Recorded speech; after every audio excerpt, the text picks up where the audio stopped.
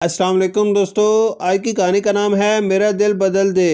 بابر جیسے ہی اپنے شاندار گھر میں داخل ہوا، اس کے دونوں بچے جو آپس میں ہنسی مذاق کر رہے تھے ایک دم سنجیدہ ہو گئے اور سکول کی کتاب کھول کر بیٹھ گئے۔ بوڑھا مالی بھی سہما ہوا نظر آ رہا تھا اور ملازمہ بھی خوف زدہ دکھائی دے رہی تھی۔ دوسروں کو اپنے سے حقیر سمجھنا اور ان کے ہر کام میں کیڑے نکالنا، برے القابات دینا بابر کی عادت تھی۔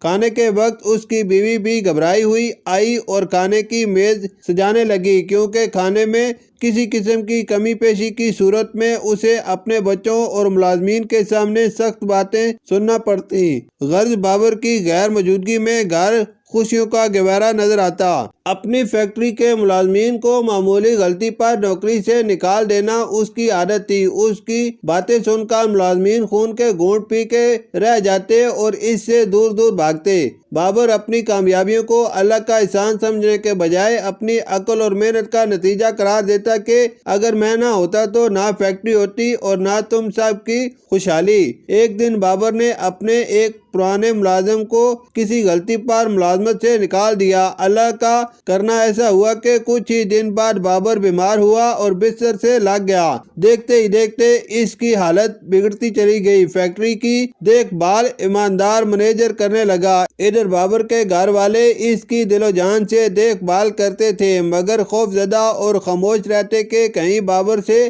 ڈانٹ نہ پڑ جائے۔ وہ زیادہ وقت اکیلا ہوتا۔ اسے پہلی بار محسوس ہوا کہ کوئی بھی اس کے قریب نہیں رہنا چاہتا اور سب اس سے دور بھاگتے ہیں، سوائے اس کے والد کے، جن کے ساتھ بھی اس نے کئی بار بدتمیزی کی تھی۔ اس نے آنکھوں میں آنسو بھر کر نہایت اداسی سے اپنے والد کو بتایا کہ کوئی بھی مجھ سے محبت نہیں کرتا، حالانکہ میں سب کے لیے اتنی محنت کرتا ہوں۔ اس نے پہلی بار اعتراف کیا کہ میں نے اپنے خراب رویے سے اپنے پیاروں اور دوسروں کو خود سے دور کر دیا ہے، لیکن اب کیا کروں؟ اس کے والد نے کہا کہ میرے بچے، اللہ سے دعا کرتے رہو کہ وہ تمہارے دل کی اصلاح کر دے۔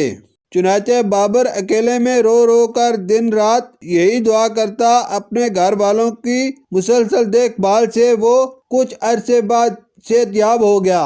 فیکٹری کے ملازمین نے اس کی شخصیت میں حیرت انگیز تبدیلیاں دیکھی اور اسے خوش آمدید کہا۔ جب وہ گھر میں داخل ہوتا تو بآواز بلند السلام علیکم کہتا، سب سے مسکرا کر ملتا اور اپنے غصے کو قابو میں رکھنے کی کوشش کرتا، جس کے بدلے میں سب لوگ، خاص طور پر اس کی بیوی بچے، اس سے خوش تھے اور اس سے محبت کرنے لگے تھے۔ وہ بھی بہت خوش تھا کہ اللہ نے اس کا دل بدل دیا تھا۔